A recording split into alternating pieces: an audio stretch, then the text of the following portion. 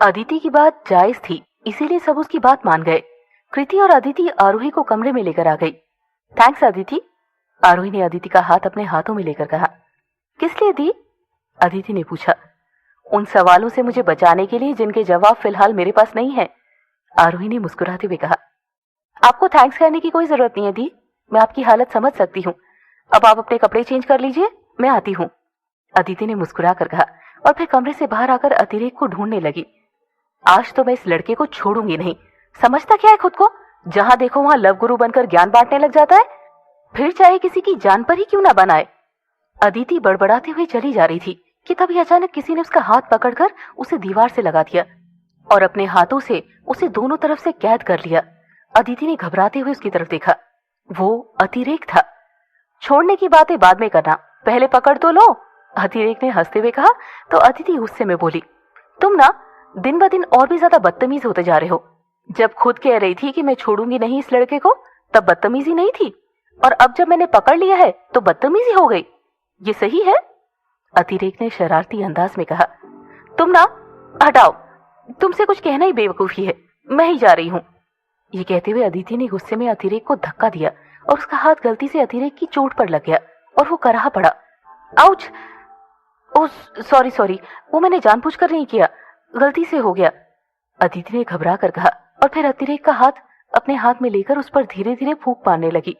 ये देखकर अतिरेक मुस्कुराने लगा। बहुत दर्द हो रहा है क्या?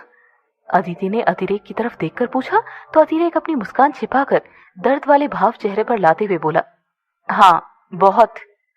आई एम रियली सॉरी, ये सब मेरी वजह से हुआ ना, मेरी वजह से तुम्हें चोट लगी और फिर मैंने ही दर्द बढ़ा दिया, अदिति ने उदास होकर कहा। तो अतिरेक मुस्कुराते हुए बोला, अरे तू तो सीरियस हो गई, मैं तो बस मजाक कर रहा था, मैं एकदम ठीक हूँ और मुझे बिल्कुल भी दर्द नहीं हो रहा है। हमेशा तुम मेरी वजह से प्रॉब्लम में फंसते हो, मेरी वजह से तुम्हें कितना कुछ सहना पड़ता है, हमेशा तुम्हें मेरी वजह से तकलीफ उठानी पड़ती है, कभी कभी तुम्हें बहुत गुस्सा आता होगा ना मुझ पर, अदिति ने आंखों में आंसू भरते हुए कहा। तो अतिरेक ने मुस्कुराकर उसका चेहरा अपने हाथों में भर लिया और उसकी आंखों में देखते हुए बोला, मुझे गुस्सा नहीं, गर्व होता है तुझ पर और खुद पर भी, क्योंकि मैं एक ऐसी लड़की से प्यार करता हूँ जिसमें गलत को गलत और सही को सही कहने की हिम्मत है, जो खुद से पहले दूसरों के बारे में सोचती है, जो खुद के लिए भले स्टैंड ना ले पाए पर दूसरों के साथ कभी गलत नहीं होने देती है।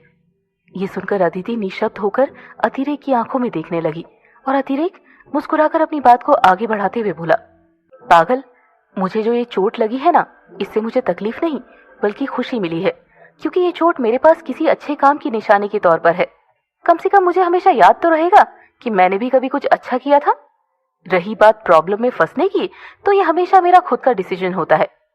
तू मुझे कभी भी अपनी प्रॉब्लम्स में इन्वॉल्व नहीं करती है, मैं खुद ही बीच में आ जाता हूँ, इसीलिए इसमें भी तेरी कोई गलती नहीं है।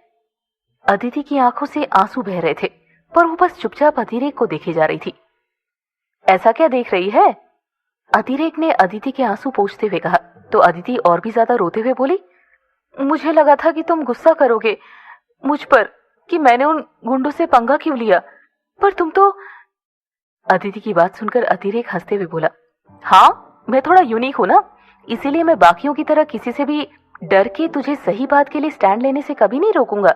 इनफैक्ट मैं तो तुझसे हमेशा यही कहूंगा कि तुझे जिससे पंगा लेना है बिना किसी डर के ले ले।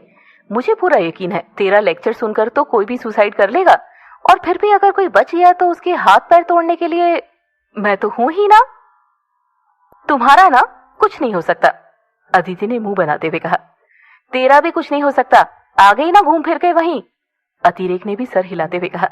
हाँ, क्योंकि तुम चाहते ही नहीं हो कि कोई भी तुमसे प्यार से बात करे, लड़ाकू कहीं के, अदिति ने मुंह फेरते हुए कहा। तो अतिरेक उसे घूरते हुए बोला, अच्छा मैं लड़ता हूँ या तू लड़ती है? ऑब्वियसली तुम ही लड़ते हो हमेशा, अदिति ने गुस्से में कहा। अच्छा मैंने क्या लड़ाई की? अतिरेक ने पूछा। तो अदिति उसे घूरते हुए बोली, तुमने ही की है, तुमने ही बोला कि मैं लेक्चर देती हूँ। हाँ तो इसमें गलत क्या बोला, वो तो तू देती ही है, अतिरेक ने मुंह घुमाकर धीमी आवाज में कहा। क्या कहा तूने? अदिति ने गुस्से में पूछा। तो अतिरेक सकपकाते हुए बोला, कुछ नहीं, मैं तो बस ये पूछ रहा था कि तू मुझे क्यों ढूंढ रही थी। अरे हाँ, जो मैं कहने आई थी वो तो मैं भूल ही गई, अदिति ने अपना सर पर हाथ रखते हुए कहा। हाँ तो बोल ना, क्या कहने आई थी?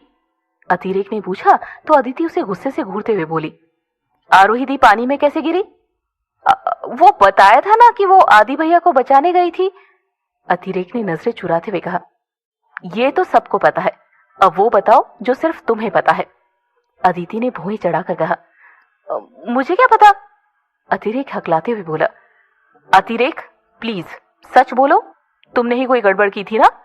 अदिति ने चिल्लाकर कहा तो अतिरेक नजरें झुकाते हुए बोला, एक्चुअली मैं तो बस आरोही दी और आदि भैया को करीब लाना चाहता था।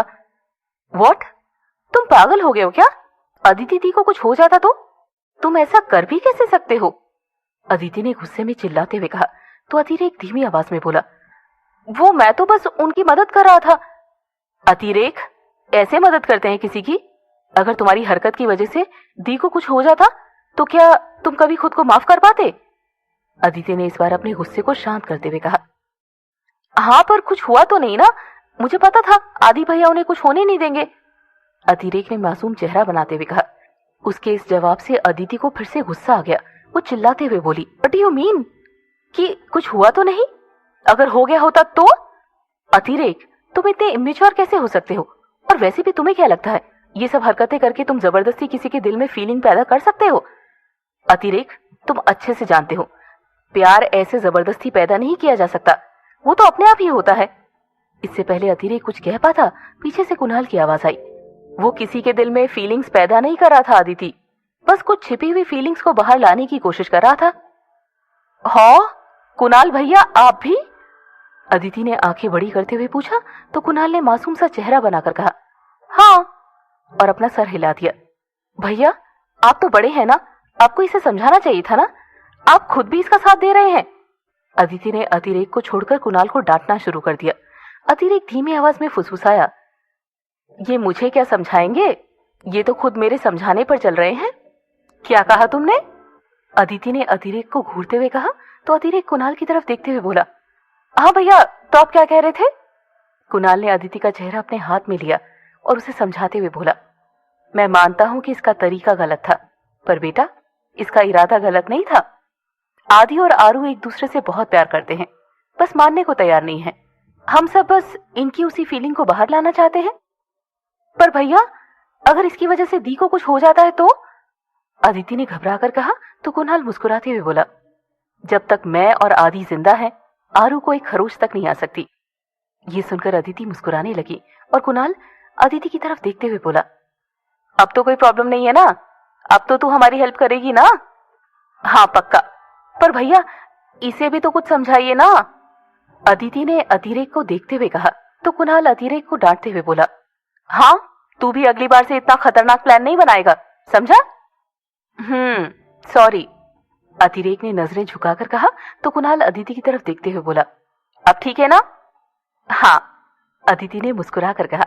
इसी बीच कुणाल की नजर सामने पड़ी और वो मुस्कुराते हुए बोला, वैसे अतिरेक का प्लान काम तो कर रहा है। कुणाल की बात सुनकर अदिति और अतिरेक ने भी सामने देखा और उनके चेहरों पर भी मुस्कान आ गई।